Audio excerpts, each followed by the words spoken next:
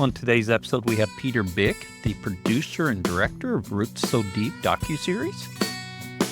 First off, if you haven't seen it, you should go watch it. You should also listen to our conversation about it today.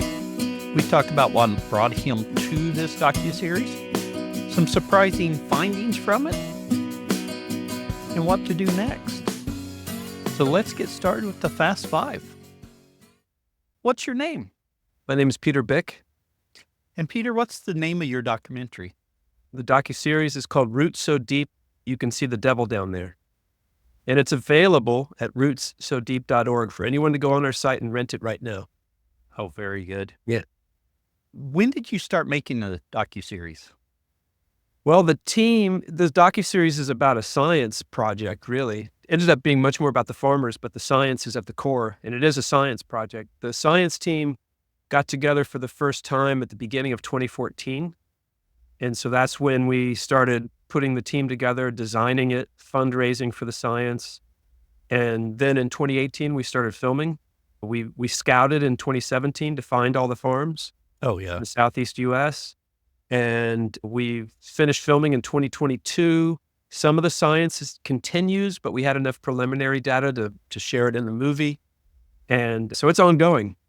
Very good. Yeah. And where are the farms located for the docuseries? The farms are in the Southeast U.S. There's one farm in Adolphus in Scottsville, Kentucky. It's farm pairs, right? Right. And so that's about 45 minutes northeast of Nashville. Then we have a farm pair in Tennessee and Jasper and Sequatchie Cove, which is about 45 minutes west of Chattanooga. And then you go down to Fort Payne, Alabama. That's Fort Payne. And then down in the Piedmont, Jacksonville area, there's another farm pair. And then Woodville, Mississippi is our fifth farm pair. Oh, very good. Excellent. Which is about an hour north of Baton Rouge. Oh, okay. Yeah. Okay. Yeah, if you're not familiar with the area, that helps Exactly. out a lot. Try to give everyone some spots there. So the Alabama farms are sort of in the northeast chunk, about Fort Payne's an hour south of Chattanooga, and Piedmont, Jacksonville's 2 hours south of Chattanooga. Oh, okay. Very good. Welcome to the Grazing Grass Podcast, the podcast dedicated to sharing the stories of grass-based livestock producers and exploring regenerative practices that improve the land, animals, and our lives. I'm your host, Cal Hardage, and each week we'll dive into the journeys, challenges, and successes of producers like you, learning from their experiences and inspiring each other to grow and graze better. Whether you're a seasoned grazer or just getting started, this is the place for you. Attention ranchers, are you ready to boost your ranch's profitability in 2025? Join Noble Research Institute for Noble Profitability Essentials in McKinney, Texas, this January 28th, 29th. This transformative 2-day course will help you unlock the full potential of your land and livestock. Noble's experienced advisors with over 200 years of combined experience will guide you through proven strategies to enhance your bottom line. You'll learn how to improve soil health, maximize forage quality, reduce costly inputs, and optimize stocking rates. This course is designed to address your unique challenges and build lasting solutions for your ranching operation. Through hands-on activities and interactive conversations, you'll gain valuable skills to create a more resilient, productive, and profitable ranch that will thrive for generations. Don't miss this opportunity to learn from the best and secure your ranching legacy. Register by December 30th to save $50 with our early bird discount. Visit noble.org today to enroll in Noble Profitability Essentials in McKinney, Texas, January 28th, 29th. Invest in your land, livestock, and livelihood this January. 10 seconds about the farm. I finally got rams turned out. Yes, I'm a little later than I planned to be by about a week, but we got them turned out, so we're looking at May lambing for the sheep. Progress is progress, no matter how small. For 10 seconds about the podcast, have two things today. First, the drive to 300,000 downloads.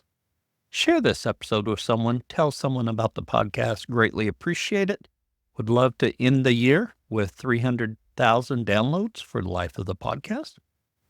And secondly, The hardest part about the podcast, producing it, getting it together, getting it to you, is volume. I check volume levels numerous times through the progress or process. I'm listening to it in my ear, and I think it sounds good, and then I go listen to it in a vehicle or something, and there's some variation.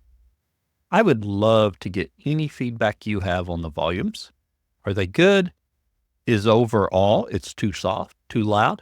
Or is there too much variation between the sections?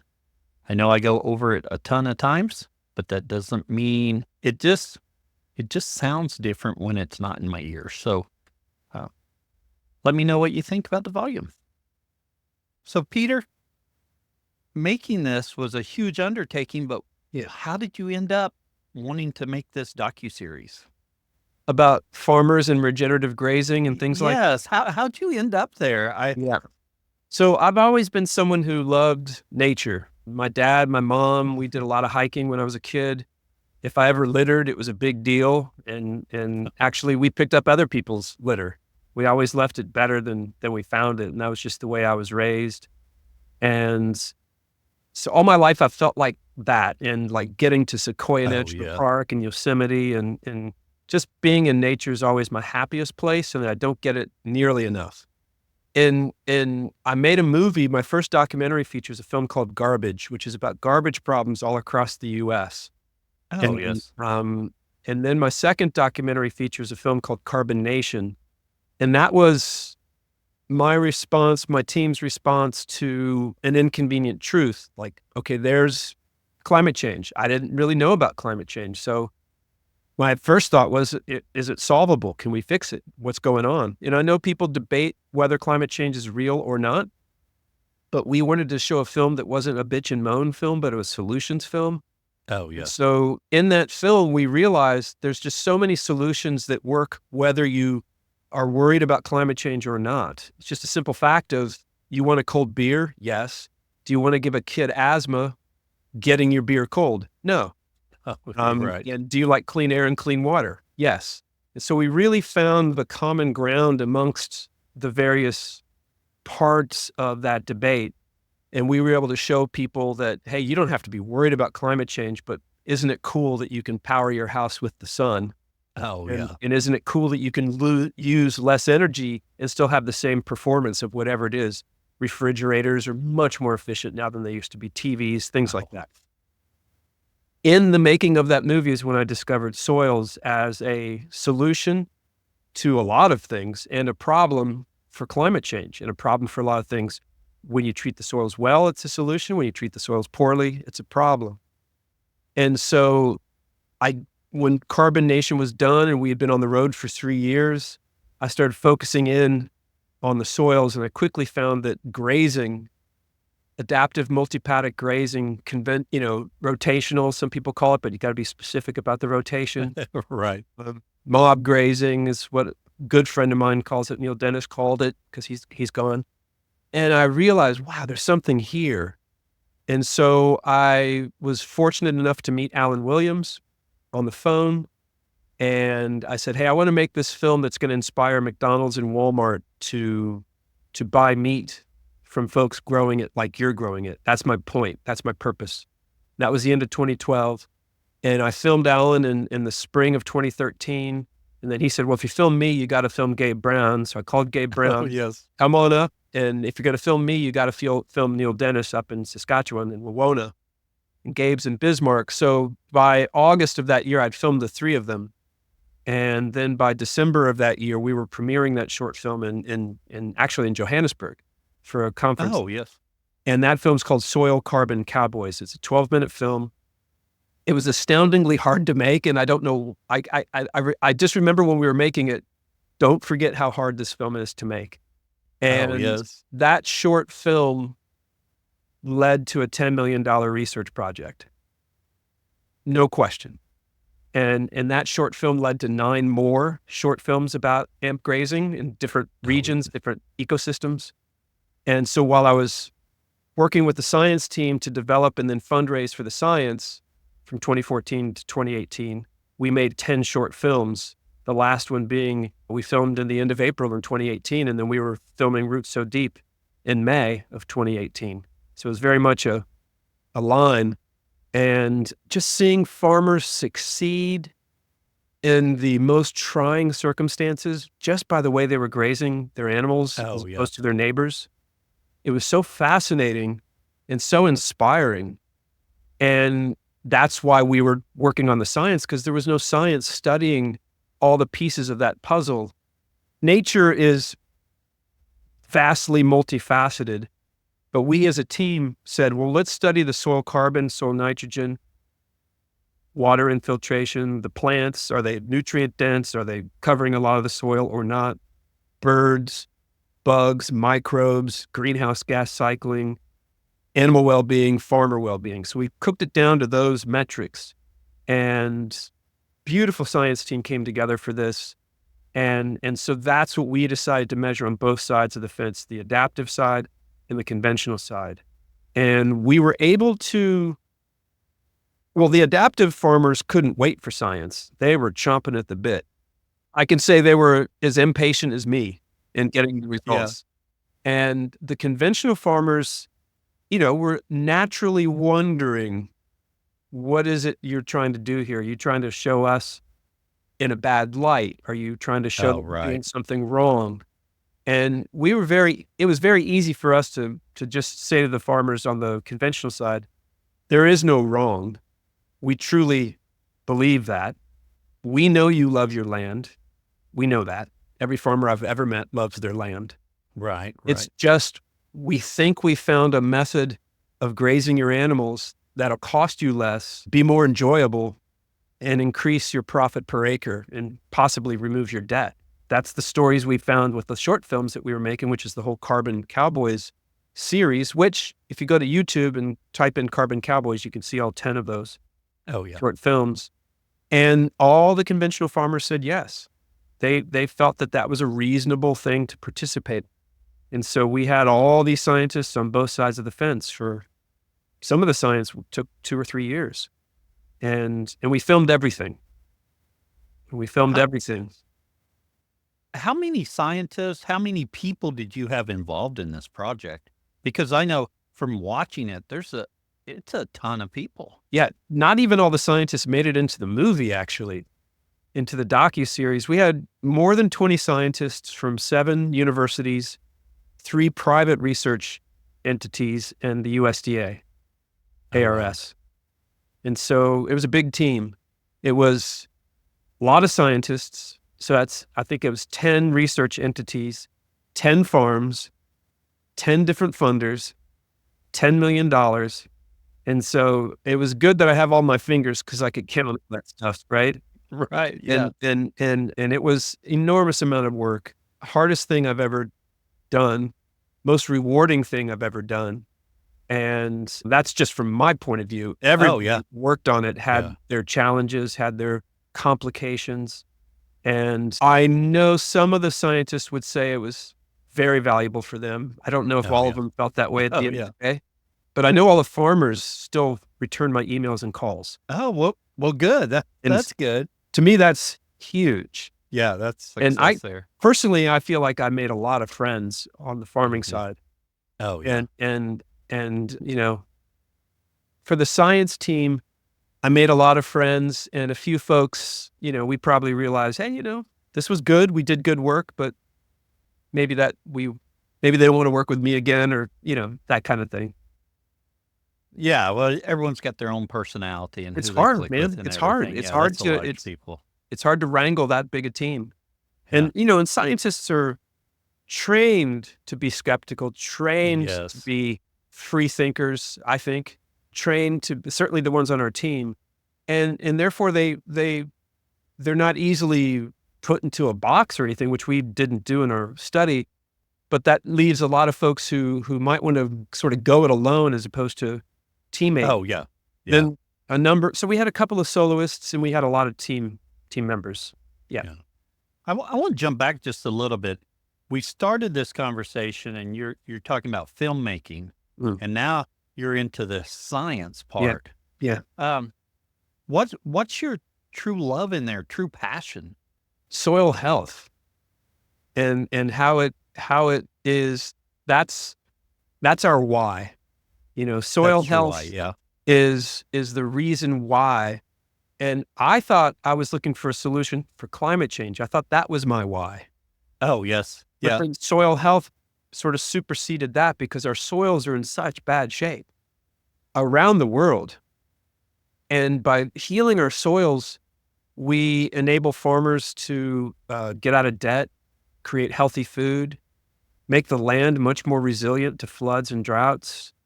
And it is a powerful solution to climate change when enough farmers choose to adopt regenerative practices. It's not a solution globally until it's a global practice, right? Right. But our research shows that farmers can be a greenhouse gas sink while they're creating wildlife habitat, making more money, making us healthier, enjoying themselves more, and bringing their communities, their rural communities, back to life. There's so many positives to folks working with nature, and so that's what drives me day in and day out. Of course, I'm a dad, and so do I leave the planet better or worse for my boys? You know, I'm working hard to leave it better.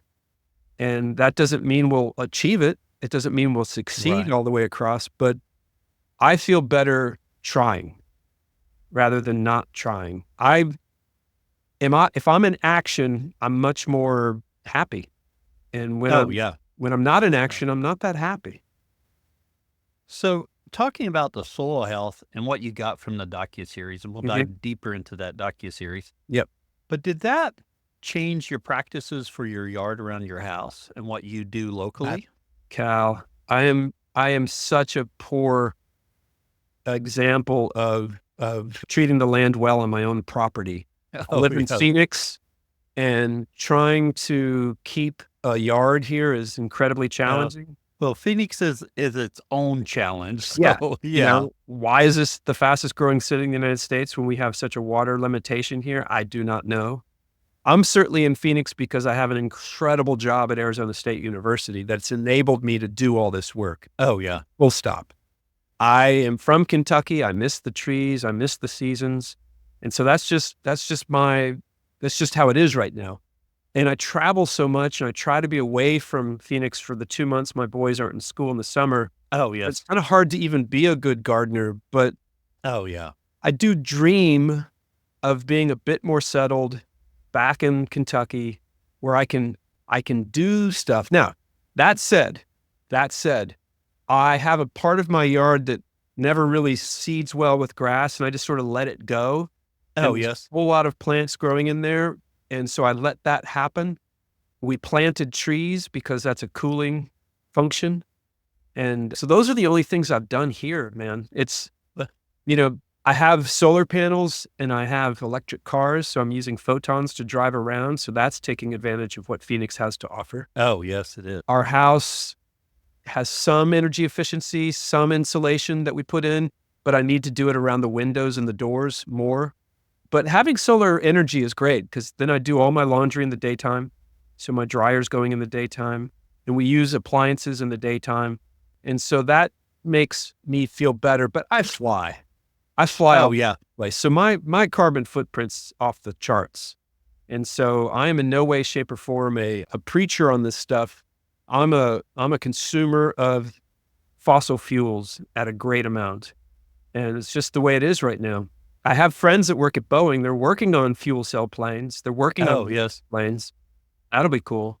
That will be. And, you're really in a difficult environment there, even beyond your travel and other obligations. I can remember first time I went to Phoenix, I was just shocked as we flew down. I'm looking out of the airplane and I'm like, where's the grass?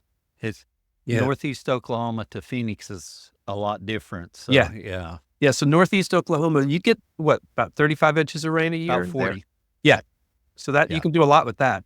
Oh, yes. And in fact, we've had 12 inches this month, which is not normal. It's a Right. record month. But if you get healthy soils, you'll absorb all that water. Oh, yeah. And that's Yeah. another thing about soil health is how it enables you to get all the rain to stay on your farm, or if it goes off your farm, it's clean. And it's not another way of polluting our waterways and killing the Gulf and all those things. Oh, yeah. Yeah. But let's dive deeper into Roots So Deep, our overgrazing section sponsored by Redmond. At Redmond, we know that you thrive when your animals do. That's why it's essential to fill the gaps in your herd's nutrition with the minerals that they need. Made by nature, our ancient mineral salt and conditioner clay are the catalyst in optimizing the nutrients your animals get from their forage. Unaltered and unrefined, our minerals have the natural balance and proportion that your animals prefer. This gives your herd the ability to naturally regulate their mineral consumption as they graze.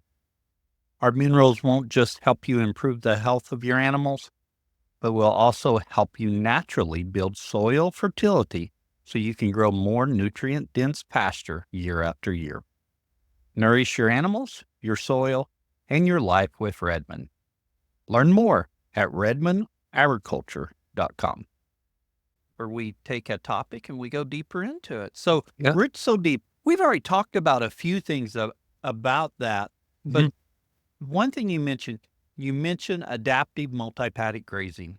And I know this is readily apparent to most of my listeners. Okay. In case someone's new here. Sure. What's the difference between adaptive multi-paddock grazing and what you normally see? Yeah. So adaptive multi-paddock grazing is a method of grazing that emulates the way the bison roamed across the Great Plains. And of course, the bison and the grasslands and the beaver and the prairie dogs created an amazingly gorgeous, and the humans that were here too. Everyone was all interacting to create 10 to 12 foot deep, 15 foot deep topsoils. It's just an amazing system of health. And so the animals go in a herd, and they're on a piece of land long enough to eat about half of it. And then they move on because the food's better over there, or there's wolves chasing them. They stomp the rest. Their urine and their manure's been evenly spread over that area that they've been on. And then they leave. And so all those plants that have been half munched cannot wait to grow back, thus shooting roots even deeper down as they're growing up. They're completely fertilized, and they're just sucking down enormous amounts of CO2, burping out the oxygen for most of us to breathe, and then sending carbon down into the whole microbial community. And that microbial community, they're the real grazers. They're the engine. And every farmer I know that works in a regenerative fashion will focus on the microbes, and then everything else follows. And the more plants you have, the more diverse the microbial community. And the more diverse the microbial community, the more protected the plants are from pathogens, the more the carbon cycles. And then what's really cool is the more microbes you have, because you have more plants growing, and the more plants growing are putting more carbon into the system, and more microbes are forming. Literally, the population's exploding. Those microbes die. And then they become part of a good, spongy, healthy soil texture and volume. So those dying microbes actually become soil. And so they're building the soil back up, these farmers. And all of that entails with porous soil, water infiltration, soil holding on to water in the drought times. And we're getting spikes of both. I talked to a farmer the other day who was in drought and flood in the same week.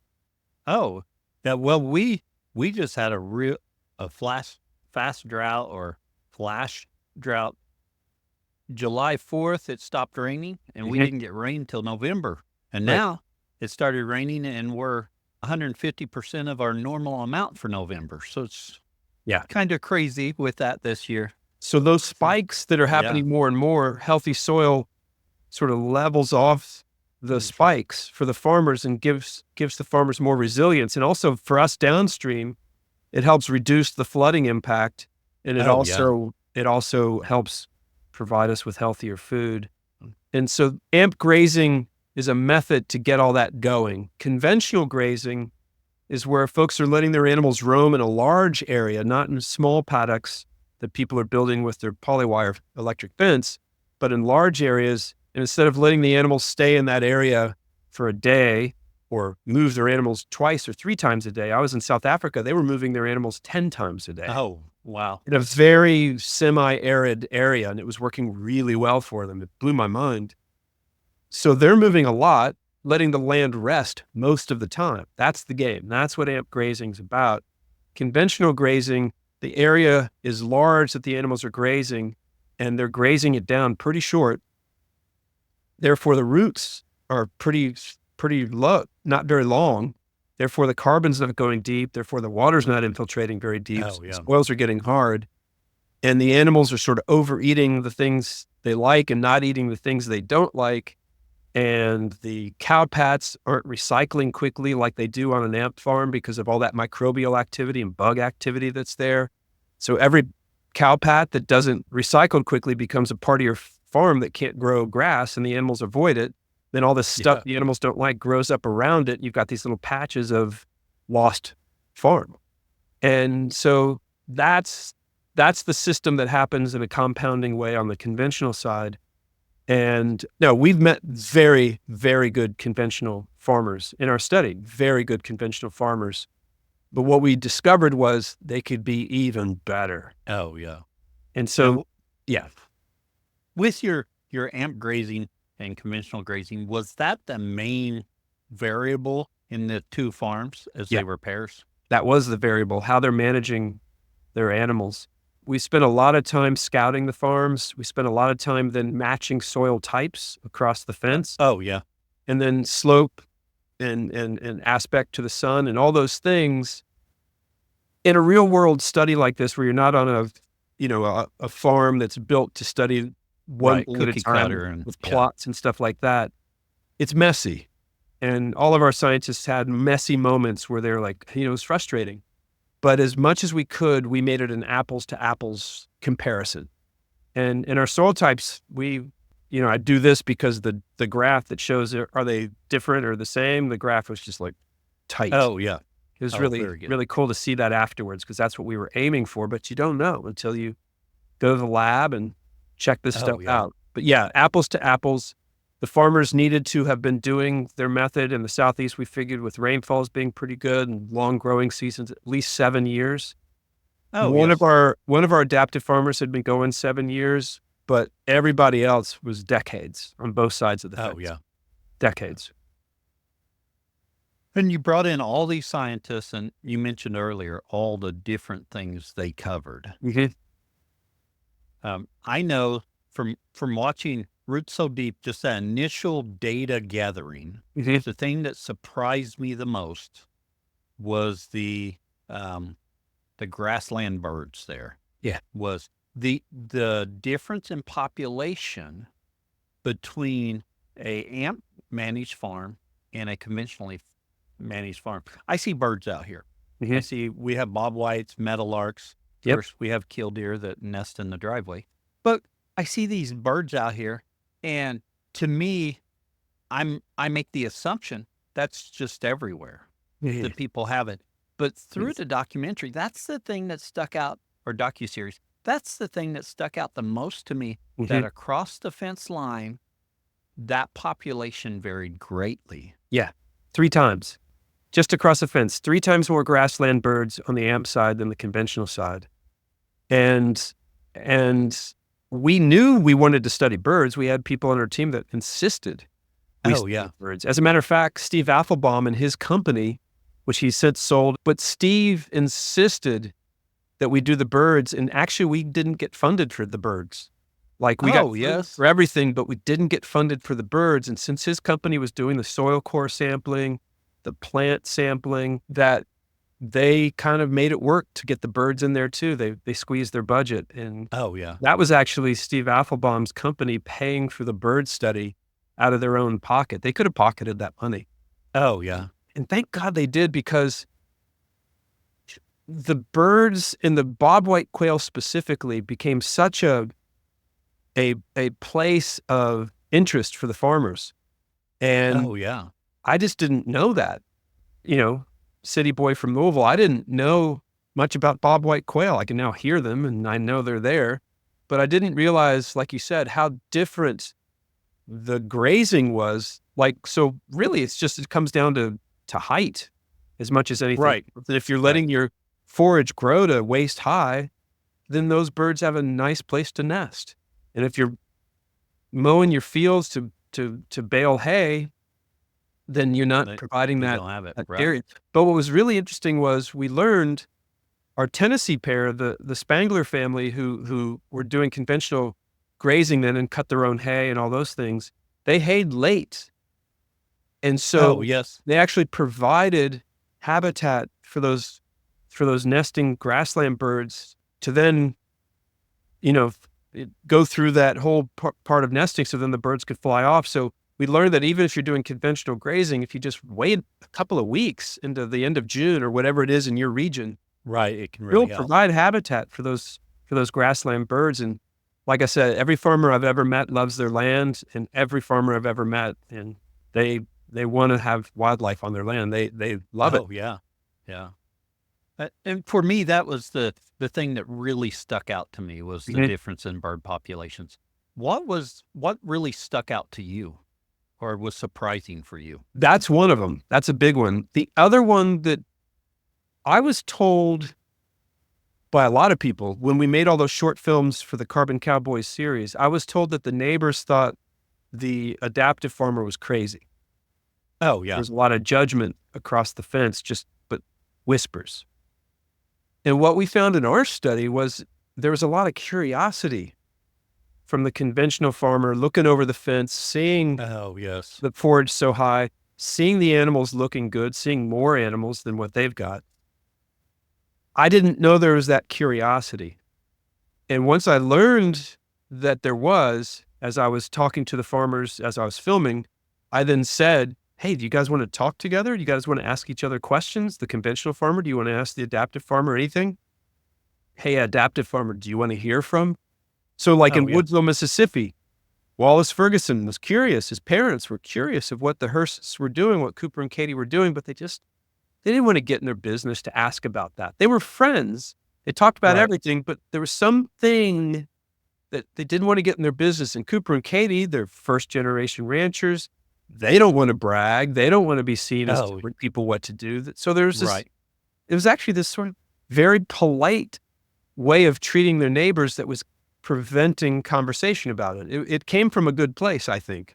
So that was a huge surprise to me that there was that curiosity across the fence. And we saw that a number of times in the study. That surprised me. And I thought that was a huge opportunity because now that we've done the research, I can tell you, I know farmers will benefit if they work with nature. I know farmers will benefit if they adopt these methods of grazing that we're talking about. I know it. And so if the conventional farmer is already kind of curious, if they have a neighbor that's doing this work, then that's a way to get folks to be open to change much more than I think everyone was telling me before I started this project. Oh, yeah. So now I feel like it's kind of my responsibility with this knowledge to share it. And it's not just me. There's a bunch of people. Right. Me personally, when you think about what can I do, right? I want to enable as many farmers as possible to know that this is an option, to know soil health can be on their farm, to know that they can do these things. And it's just a lot of farmers aren't taught about their soils. They're not taught about soil health, and it's no fault of theirs. Now, I don't even want to point a finger at anybody. It's just here we are. And guess what? Oh, yeah. Pretty powerful stuff. If you see if your soils are exposed, how hot they get in the summer versus the area where you have grass growing on your soils, and it could be 150 degrees on bare soil in Oklahoma in the summertime. I met a guy from Texas. It was 170 degrees. Oh, yeah.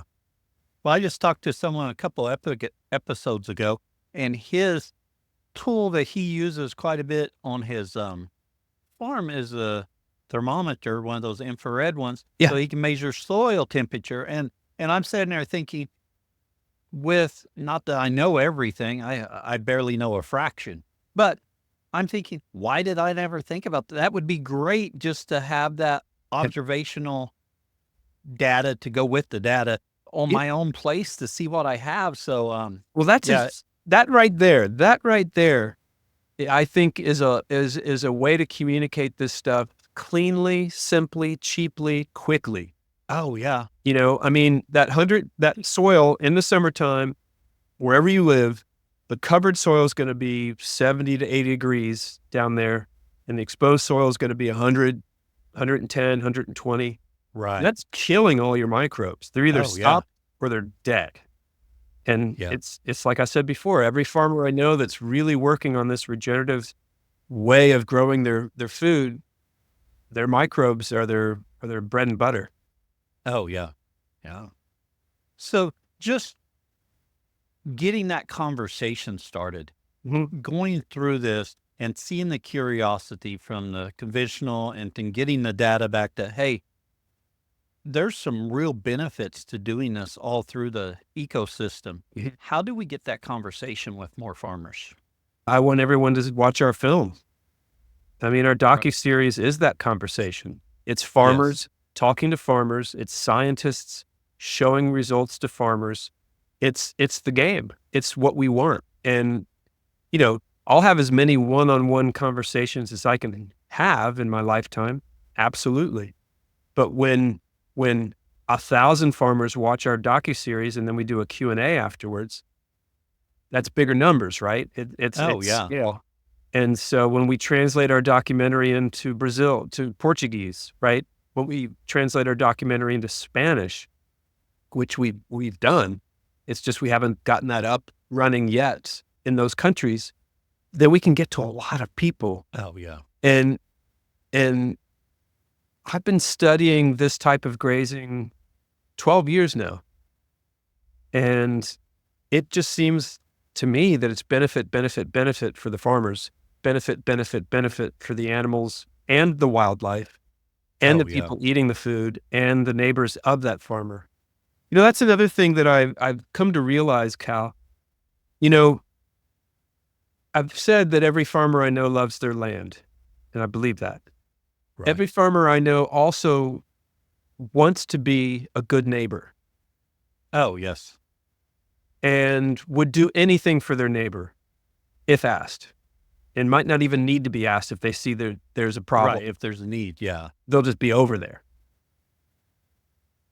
What I've realized is when you're an adaptive farmer, when you're a regenerative farmer, you're an even better neighbor. You're providing wildlife habitat that will then improve Oh, your yes. neighbor's land. You're providing water infiltration that will then not flood your neighbor. You're actually providing a landscape that's a better neighbor. And so I think that when conventional farmers understand that this is also a way, by adopting regenerative practices, they can be a better neighbor, I think I haven't had that conversation with farmers yet, but that's something I've Right. been thinking about as Oh, we've been yes. on the road for over a year showing the series in churches and barns and universities and companies and all sorts of places around. Well, so far to date, we've been all over the US and in parts of Europe and South Africa. I'm going to go on an Australian tour in February. There's a guy who's just doing his own tour in New Oh, Zealand yes. right now. He's like, I've got to take this film around. I think he's got 7 or 10 screenings set up. It's Oh, amazing. yeah. And we want, I've just been learning on this tour. And it's that neighbor to neighbor piece it's exemplified in our series, but it's not spelled out, that whole idea of being a good neighbor by having healthy land. Oh, yeah. Yeah. It's there, but I didn't like highlight it or put a underline on it, in the film, but I'm learning that. So for my particular case, I rented it and my wife and I watched it. Yep. And that doesn't get the conversation going to other people, but I know you're doing screenings around. If someone's like, hey, we need to do a screening here, how do we go about that? Yeah, so our website has a lot of resources. It's rootsodeep.org. Under info, there's a set up a screening tab, and we've got a team that'll help. Yeah. We're going to expand our team. We have just expanded our team to help even more people do that. So that's easy. What kind of cost is associated with that? they're really reasonable. I don't know exactly what those costs are, but if you have 10 people, it's going to be $5 a piece or $10 a piece. When you spread it Oh, out, okay. you have 100 Oh, yeah. people, it's $1 a piece. I think it's in that $200, $300, $400 range. Oh, yeah, which is not bad at all. But we've never said no to anyone who wants to screen it as well. Oh, yeah. So the answer is always yes. It's just we're a not-for-profit. So if we can generate income from this project, that's good for everybody as far as we're concerned. Oh, yeah. So I can be here with you right now. The website also has a lot of resources for folks who want to learn. So we basically just steer people towards our good friends Alan Williams and Gabe Brown's Soil Health Academy. Oh, yeah. Right? Yeah. soilhealthacademy.org. You got a lot of resources there. Go to one of their schools in an area near you. They're doing them all over the country. And they're, to me, the best teachers. So they're friends, and I've learned so much from them. They're teachers of mine, and they're actually heroes of mine. And there's other groups that are teaching as well. That's just the one we know best. Oh, yeah. So if someone watches our film, they'll see that if anyone watches all the way to the end of the credits, they'll see Soil Health Academy on there. And if you go to our website, it's very clear. And then if you want to dig into the research, I know a lot of farmers who love reading science, who love reading the research. There's a research tab on our website, and the first drop down is published research. That's our team. We have 12 published papers to date. We'll probably have 6 or 7 more before this thing is done. Oh, yeah. On our research. And then we have a tab that is related research. So it's just enormous amount of research. We're just building that and building that. And so we want to help connect to resources, and we also want to help people. Our friends at Kiss the Ground, they have a beautiful tab that shows where you can buy this food around the country.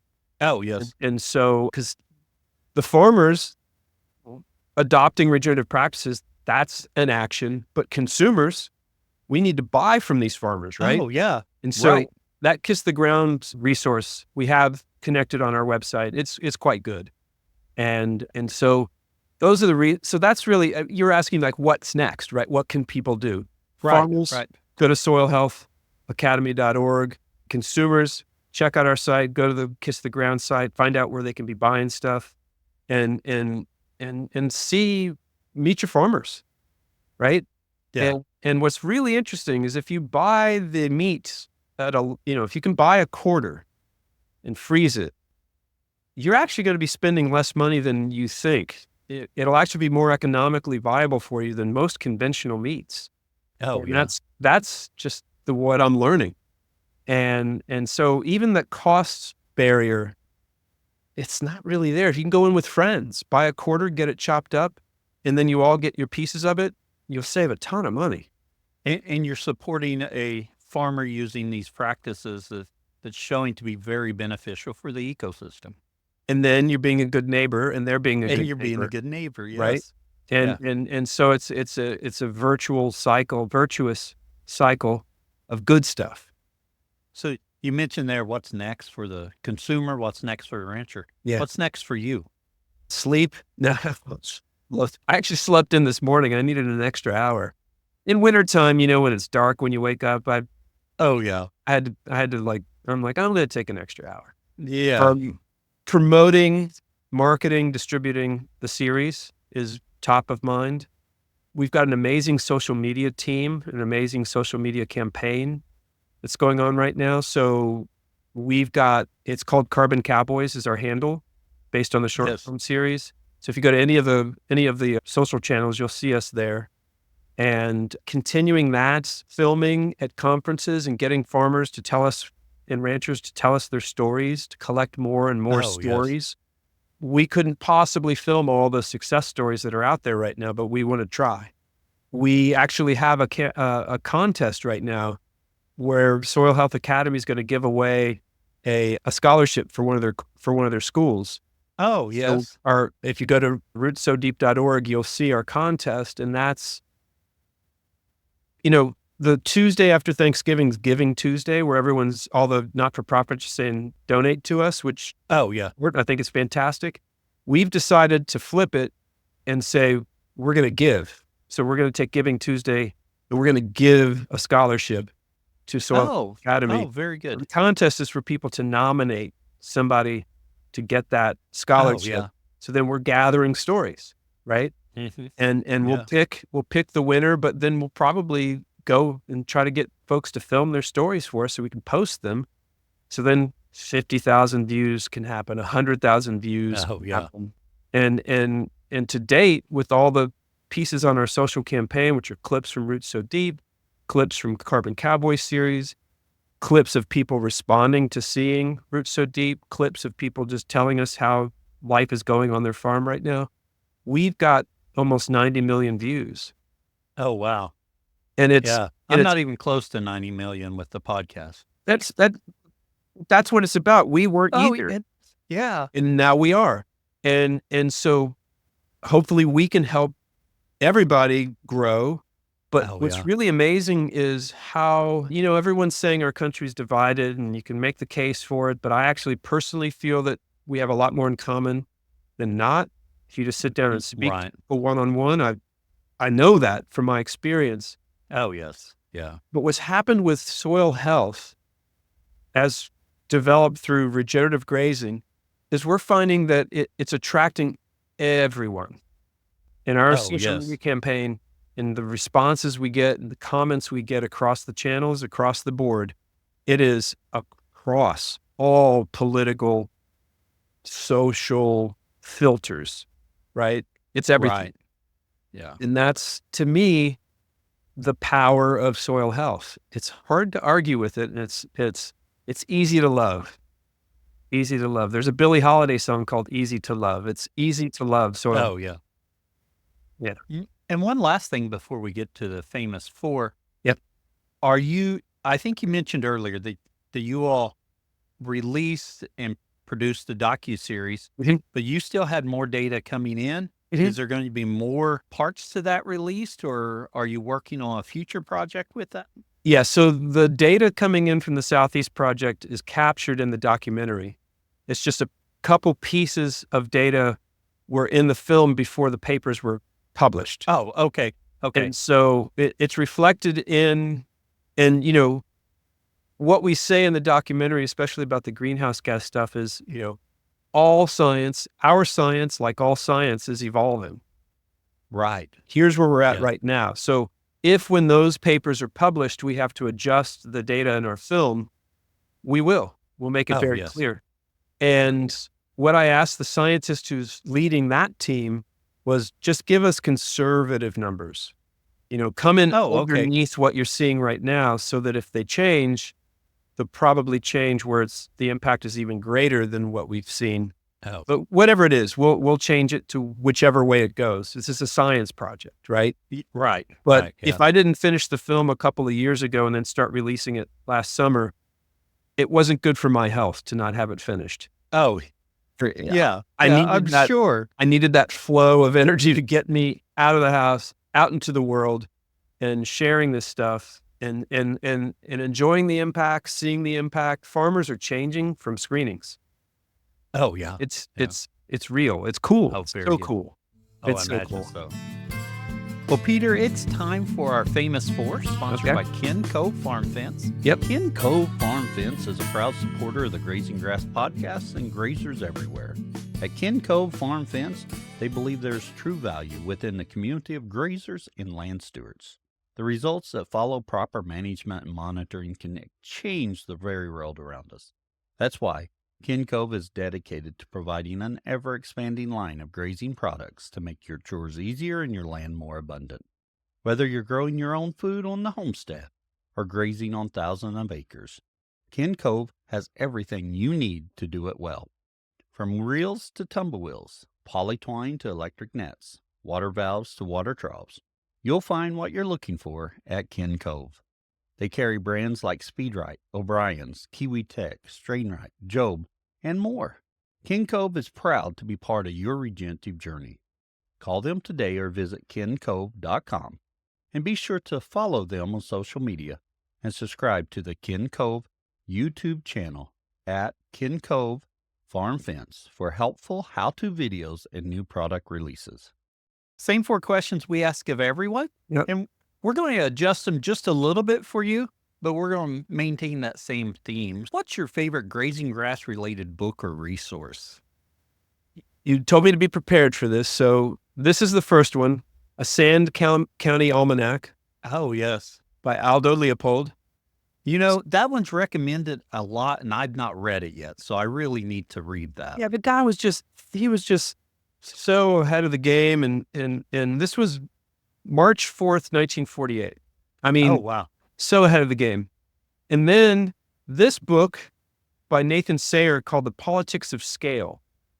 Oh, yes. This one's showing that pretty much all grazing decisions were based on a very wet decade in Nebraska.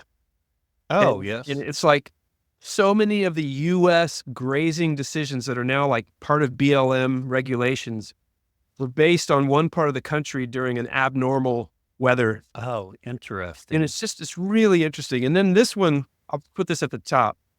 Oh, Fred nourishment. Tagenza, Nourishment. In Fred's, to cook it down, is he's showing that animals know how to balance their diet if they're given the right choices of biodiverse forage. They know how to balance their diet on a daily or hourly basis if they have the choice. They know what Oh, they yeah. need at that moment. And he's asking the question, do we as humans still have that with all the sort of fake food that are coming at us and all the engineered tastes and engineered making you feel full when you're not full of nutrients, Oh, yeah. all those things. And so those are the three books that I would recommend. Oh, excellent resources. Yeah. Excellent resources. Our second question, what's your favorite tool? And usually we say for the farm, but let's just say, what's your favorite tool for this project? The drone. The drone. Yeah. My drone. Oh, yeah. It's the one I use is called the Mavic Pro by DJI. It's a Yes. beautifully engineered product. It's easy to use. I got to film the farms from a vantage point that I don't have, that I've always wanted to have. Oh, yeah. I could see the difference in grazing clearly from up above. I love drone shots. I just like them myself. I agree. It's such a good tool to use. I think every farm should have one, because then you can send that drone way away and you can see stuff without having to go all the way out there, especially for the ranchers in the West who have big tracts of land. Oh, yeah. Yeah, so Yeah. it's the drone.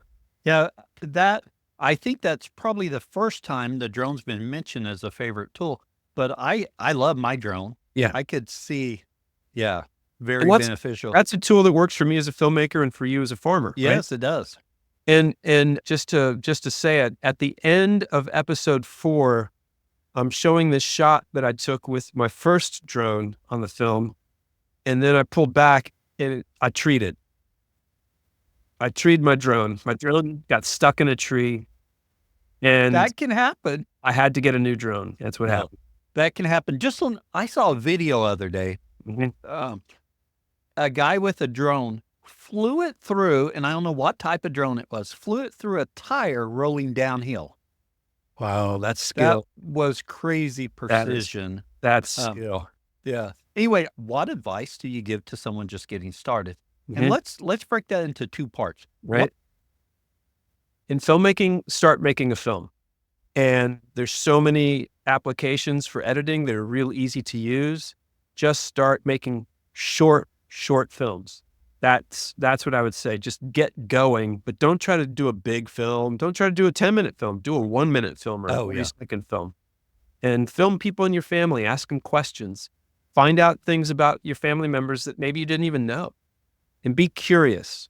Be curious. I love that. Be curious. Yeah. And excellent advice. That advice of just getting started, we share so much just on the agricultural side.